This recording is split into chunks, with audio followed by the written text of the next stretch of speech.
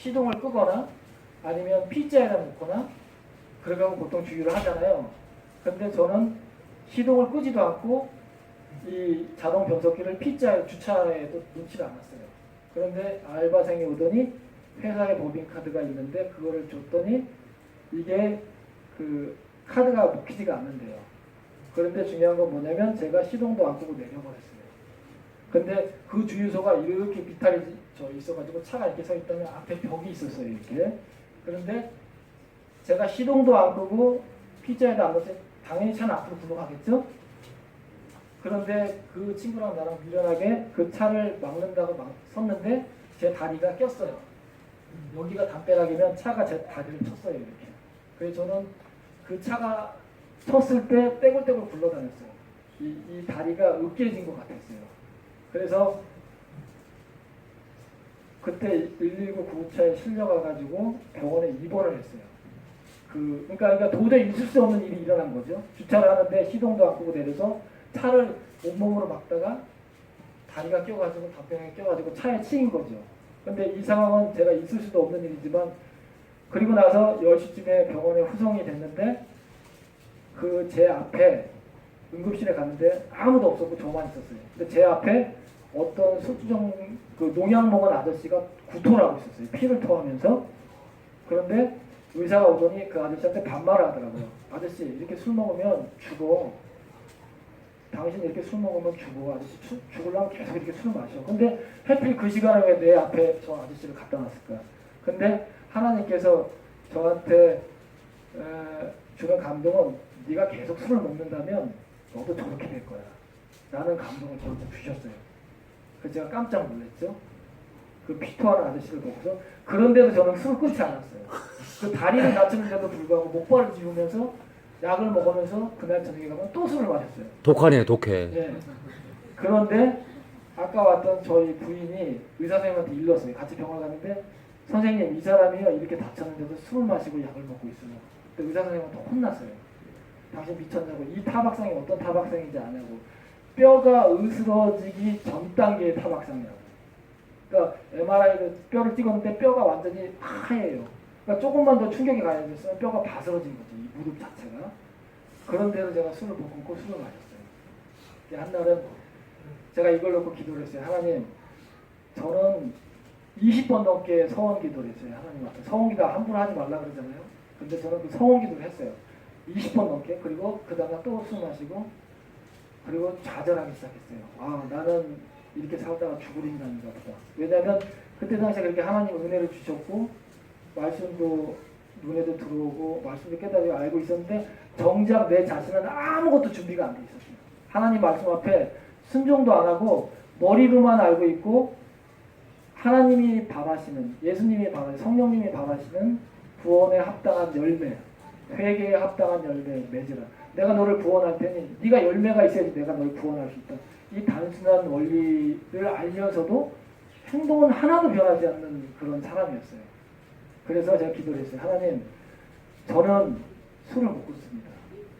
도저히 저는 끊을 수가 없습니다. 그러니까 제가 성경을 봤는데 하나님 말씀에 사람으로서는 할 수 없으되 하나님으로서는 능히 할 수 있느니라. 하나님이 이 말씀을 써주셨으니까 저를 좀 바꿔주세요. 저는 그 시간만 되면 마귀가 저한테 생각을 넣어줍니다. 야, 술 먹어야지. 야, 술 먹기 쉽지 않냐? 저 맥주가 되게 시원해 보이지 않냐? 소주가 진짜 달달해 보이지 않냐? 그 시간만 되면 저는 술잔을 들고 있으면서 좌절하는 모습을, 제 모습을 봤어요. 그래서 제가 소주를 2병 넘게 마시면서 술잔을 들고 울었어요. 처절하게 울었어요. 술을 마시는데 술은 하나도 마시지가 않고요. 쓰고 마시지가 않은데 이 술을 마시면서 제가 기도를 했어요. 하나님 이거 보세요.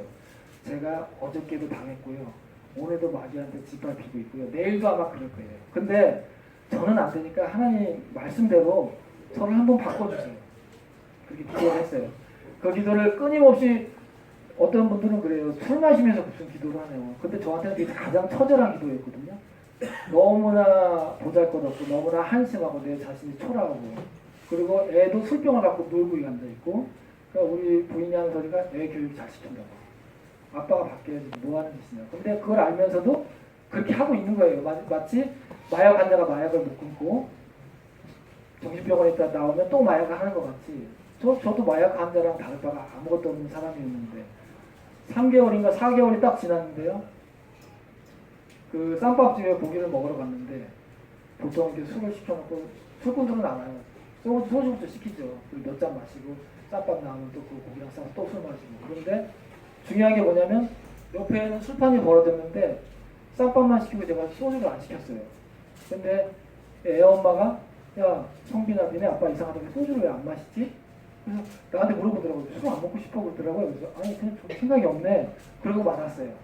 그리고 3일이 지나서 그 집을 또 갔는데 제가 또 술을 안 시켰어요. 근데 그때는 이제 그릭하거나 집에 와서 고기만 먹고 사이다 마시고 했는데 제가 그때 깨달았어요. 내가 술을 먹고 싶어하는 욕구가 없네. 희한하다. 이게 어떻게 된 일일까? 그러니까 사람은 미련하고 어리석어서 그때는 몰라요. 딱 지나고 나면 하나님이 하셨구나. 이게 하나님이 역사하신 거구나. 그리고 나서 그게 깨달아졌고 그 다음부터는 술을 아예 끊었죠. 제가. 그래서 여기 장모님 예, 예, 그렇게 좋아하던 술을 제가 끊고요. 장모님이 술을 안 드시는데 담금주를 되게 많이 담으셨어요. 연애할 때부터 결혼할 때까지 담금주를 싹 다 먹은 사람이거든요. 그게 몇십 병 되는 걸 갖다가. 중요한 거는 제가 말하고 싶은 거는 이게 뭐냐면요. 제가 느낀 게 있어요. 하나님 앞에 우리가 말씀대로 살고 순종하라고 하는데 우리가 의로운 기도를 할 때 하나님께서는 의로운 기도를 받으세요. 너희가 기도하되 낭망치 말라. 때가 되면 다 이루리라. 근데 중요한 건 뭐냐면 돈 주세요, 차 주세요, 집 주세요. 이런 기도 말고요. 하나님 내가 저 사람 너무 미운데 저 사람 미워하지 않게 해주세요. 저 사람 성경에 보니까 사랑하라 그랬고 그를 위해서 기도하라 그랬는데 저는 그걸 못해요. 저 사람을 위해서 제가 기도할 수 있는 마음을 허락해 주세요. 라고 기도를 하면요. 가정이 바뀌어요. 저는 우리 와이프랑 되게 많이 싸웠어요. 이혼 위기도 몇 번 있었고요. 그런데 그 술을 끊고 나서 제가 그 기도를 하기 시작했어요. 싸움이 붙으면 속으로 기도해요. 하나님 제가 부족해서 우리 부인을 많이 못 사랑했어요. 저한테 예수님의 마음을 부어주세요. 제가 저 사람을 사랑할 수 있게 해주세요. 제가 너무 부족해요. 그러면 어떤 생각들이 들어오냐면요. 내가 잘했다. 내가 기쁘구나. 예수님이 이렇게 말하는 것 같아요. 저는 음성을 들어보고 무슨 환상을 보고 이런 건 한 번도 없었어요. 중요한 건 뭐냐면 영으로 깨달아야 돼요. 하나님이 되게 기뻐하신다. 깨달아져요. 그러면 싸움이 안 돼요. 직장 생활하든 가족이든 그 누구건 간에요. 자기를 찔러대는 사람 있잖아요. 오히려 그를 위해서 기도를 해보세요. 하나님 제가 저 사람 너무 미웠는데 한 대 때리고 싶고 욕하고 싶은데 하나님 제가 그렇지 않기를 원합니다. 하나님 내가 저를 위해서 기도하기를 원합니다. 저 사람 미워하지 않게 해주세요. 사랑할 수 있게 해주세요. 예수님의 마음으로 제가 능히 저 사람을 품을 수 있게 해주세요. 라고 기도를 하잖아요. 사람들이 바뀌어요. 왜 세상 사람들은 한 번 찔러면 두 번 찔리고 세 번 찔리고 열 번 찔리잖아요. 그런데 예수님의 사람들은 그 찔림을 당해요. 그냥. 맞아요. 예수님이 그렇게 하셨잖아요. 그래서 성경 말씀에 요한 1서과 2서에 이 말이 있거든요. 남을 사랑하는 자는 율법을 이루었습니다. 남을 사랑하는 자는 율법을 이뤘대요. 율법이 600몇 가지인가 700몇 가지거든요. 그리고 뭐라고 얘기하셨냐면 사랑은 율법의 완성입니다. 사랑은 율법의 완성이래요. 그래서 저는 기도할 때 항상 무슨 기도를 하냐면 하나님을 사랑하는 마음을 저한테 주시옵고 믿음 주시옵고 순종할 수 있는 믿음도 주시옵고 예수님의 마음을 저한테 부어주셔서 예수님의 마음으로 남을 사랑하고 불쌍히 여기며 긍휼히 여기며 그를 위해서 기도할 수 있게 하나님 저를 도와주세요 라고 기도를 하거든요. 아까 목사님께서 일부 예배 설교 시간에 목사님이 보이진 않지만 매 순간이 전쟁터라 그러잖아요. 지금 영적으로 매 순간이 전쟁하는 시간이에요. 매 순간이 목사님 말씀대로 전쟁하는 시간이에요. 가룟 유다에게 마귀가 예수를 팔라고 하는 생각을 넣었더라. 성경에서 제가 깨달은 거를 얘기해드리는 거예요. 생각을 예수를 팔라고 하는 생각을 마귀가 넣었더라는 거거든요. 저희는 자유의지가 있어요. 선택은 저희가 하는 거거든요. 안 그랬으면 하나님께서 로봇으로 만들어 놔시겠죠? 중요한 건 뭐냐면 데살로니가전서 5장에 범사에 감사하라, 쉬지 말고 기도하라. 그리고 또 한 가지가 뭐였죠? 항상 기뻐하라. 왜? 성령께서 함께 계시니까 항상 기쁠 수밖에 없고요. 범사에 감사하라. 내 자신이 있고 내 가족이 있고 내가 이 땅에 태어난 것 자체가 너무 기쁘잖아. 하나님이 나 때문에 예수님을 십자가 상에서 제물로 우리를 위해서 대속을 해주셨고 그 자체가 기쁨이잖아요. 그러니까 감사해야죠.